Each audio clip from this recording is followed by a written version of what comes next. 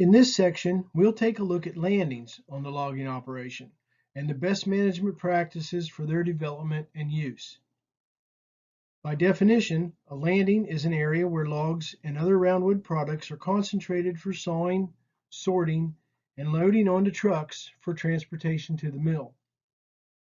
This is a necessary part of the operation, but almost always results in significant disturbance of mineral soil. Extra care and planning is needed to minimize the chance of erosion and sedimentation. This applies not only to main landings, but also to forwarding areas where logs are held temporarily. Proper planning is needed when locating the landing areas. Whenever possible, locate the landing outside of the streamside management zone. Realistically, though, the ideal landing rarely happens due to terrain, and when the landing must be located in the SMZ, it will be treated as a sensitive area, and additional protective measures such as silt fence, wooden mats, and gravel will be used. Log landings should be located on dry, firm sites with a slight slope to allow for drainage. The area should only be large enough to accommodate the equipment and still work safely. Whenever possible, approach roads should be designed to come upslope slightly into the landing. It's also a good idea to install a diversion ditch around the uphill side of the landing where seepage or lateral water flow could be a problem.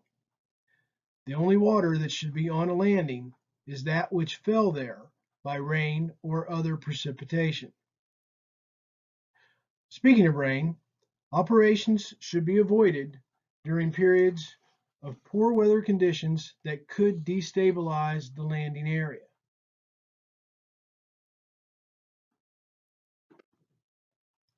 This slide depicts a scene that is all too typical, the result of poor planning. Here we have a landing that was located within the streamside management zone with no extra measures taken to control runoff and sedimentation. The landing is not properly drained, with nowhere for the water to go and no space to work with to take corrective actions. The skid road approaches down into the landing, effectively dragging mud and other debris right into the landing with the logs. And lastly, for whatever reasons, the operator of this job continues to work during obviously poor weather conditions. This constant disturbance of the landing area only compounds the problems, making them that much harder to correct.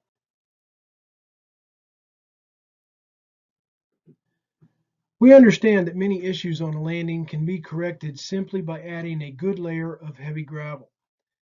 In some cases, however, the ground is so soft or in such poor condition that the gravel seems to disappear. This slide shows an alternative to using gravel, either in places where gravel is not wanted by the landowner or has proven to be ineffective. The use of wooden mats has become very popular and often provides a solid working surface for loading trucks on the landing.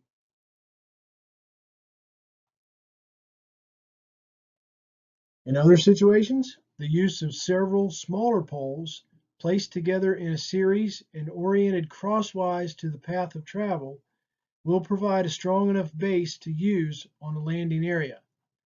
This is especially effective in areas that are poorly drained and soft during periods of the year.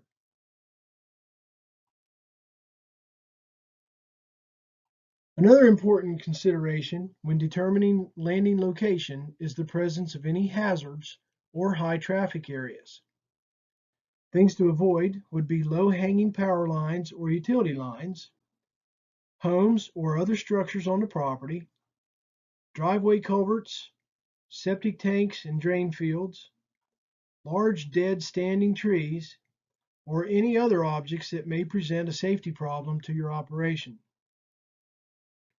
Would you want this in your front yard? Allowing a situation like this to continue is a sure invitation for trouble.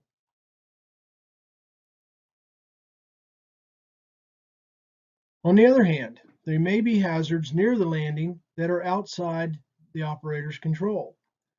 A good example of this is a pre-existing gas well, gas line, or other obstacle that must be dealt with. The recommended practice when there are any questions about underground hazards is to contact Miss Utility of West Virginia to have the area checked and locations of hazards marked if necessary. The West Virginia Division of Forestry highly recommends using this service as it can prevent a serious accident from happening. Information on contacting Miss Utility is located on the Timbering Operation Notification Form or by visiting wv811.com.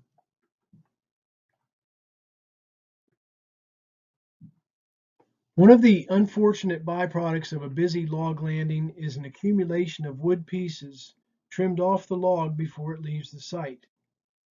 This area of butt-offs, often referred to as the chunk pile, is unsightly and can affect the health of the forest over time.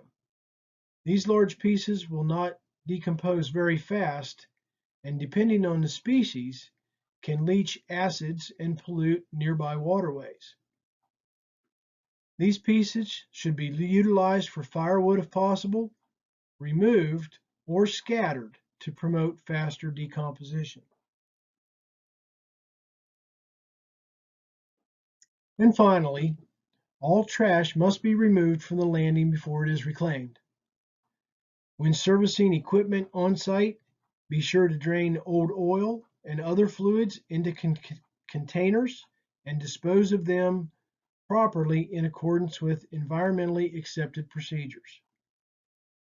Operators that leave any illegal solid waste on a landing site are subject to prosecution for littering under West Virginia law. The best rule of thumb to follow is, if you brought it in, you take it out.